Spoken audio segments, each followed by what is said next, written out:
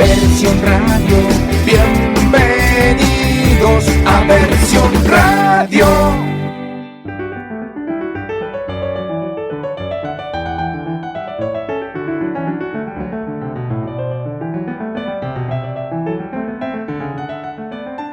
Mis queridos radioyentes de Versión Radio, mi marido siempre dice que el buen patrón se adapta a la situación, y sé que les debo un programa dedicado al 28 de marzo y lo que pasó entre bambalinas en el homenaje a Miguel Hernández, pero queridos compañeros de Versión Cómica, han pasado tantas cosas destacadas esta semana pasada que no tengo más remedio que hacerme eco.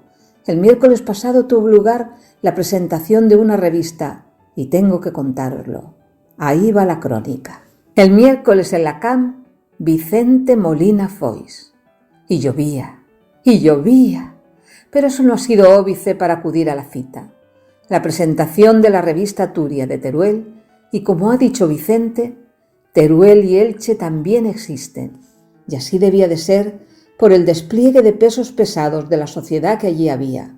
Sonido, iluminación, un atril precioso de metacrilato, desde el que han hablado los 4 representantes de las fuerzas vivas, el de la Fundación CAM, el de la Diputación de Teruel, el director y fundador de la revista y la máxima figura ilicitana, nuestro alcalde Carlos González.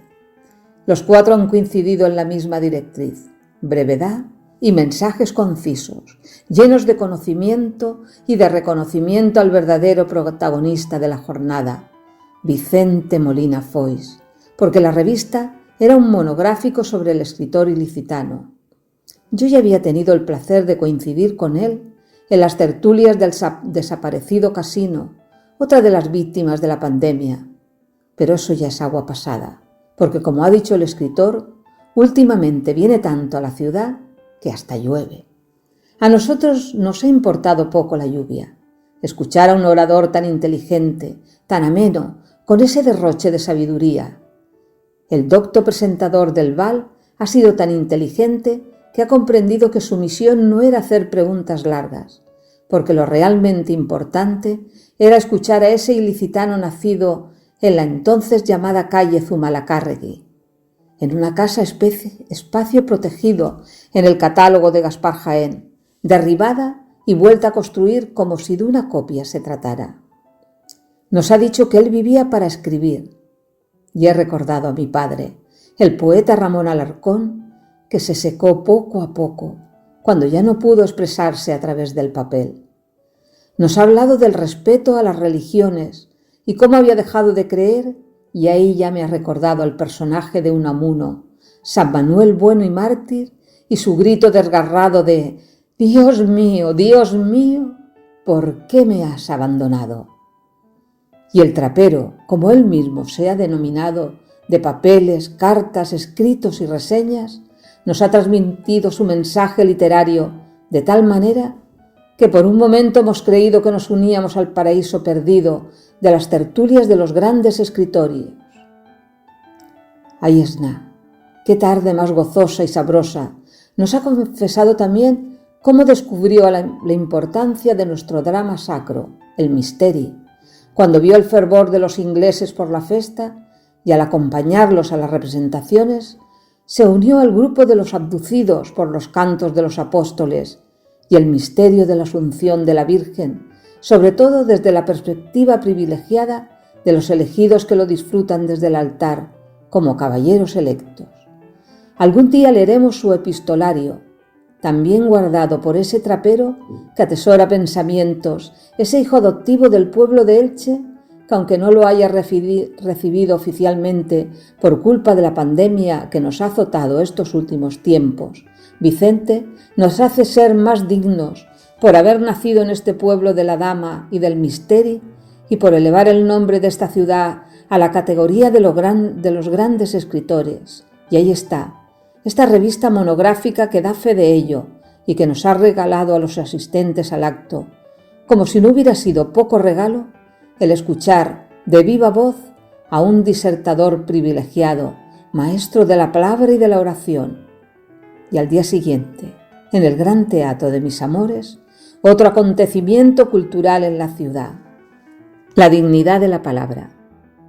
Han pasado 5 años de aquel encuentro con Javier Lostalé en La Lonja, y ese placer de dioses de escuchar a un escritor de primera, a la que fuimos tan pocos que se podían contar a simple vista.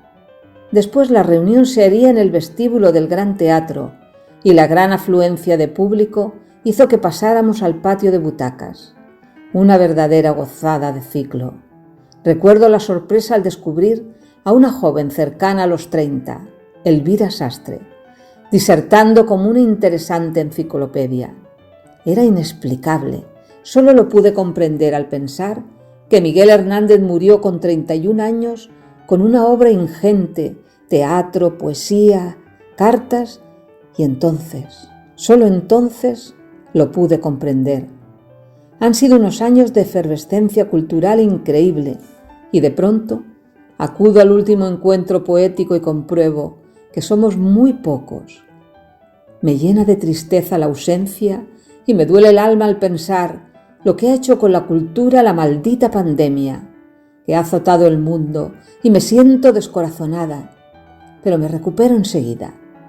Recupero la esperanza porque la protagonista de esa noche es Rosa Verbel, que tiene 24 años y ha conseguido editar a su edad 2 libros de poesía, y la oyes expresarse y la escuchas declamar y recibes su increíble inteligencia y ves ese escenario recubierto de la caja acústica, esas gradas que un día albergaron los personajes del homenaje a Miguel Hernández en 2010, año de su centenario, y 12 años después, una joven mujer con voz timbrada y buena entonación recita versos escritos por ella misma que hablan de que las niñas siempre dicen la verdad, su primer libro, y que hoy estrenamos en primicia su segundo, y recuerdo el poema del poeta de mi grupo Vicente Ros, que a pesar de no haber ido casi a la escuela, ha escrito un poema que descifra el misterio de la poesía, y ves en escena a una joven granadina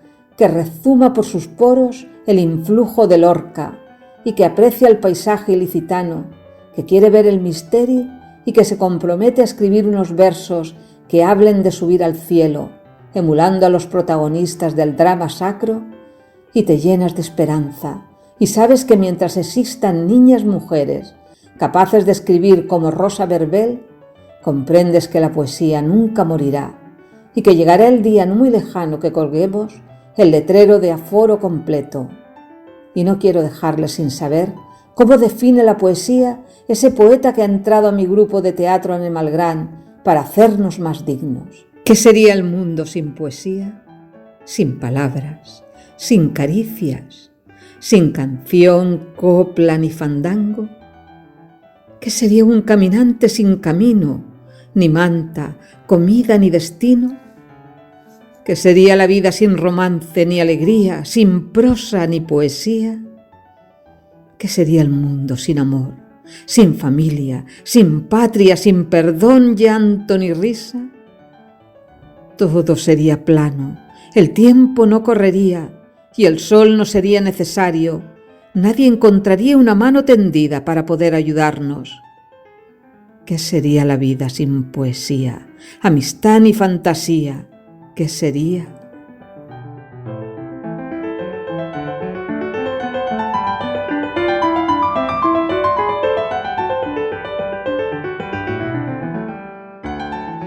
Versión Radio, bienvenidos a Versión Radio.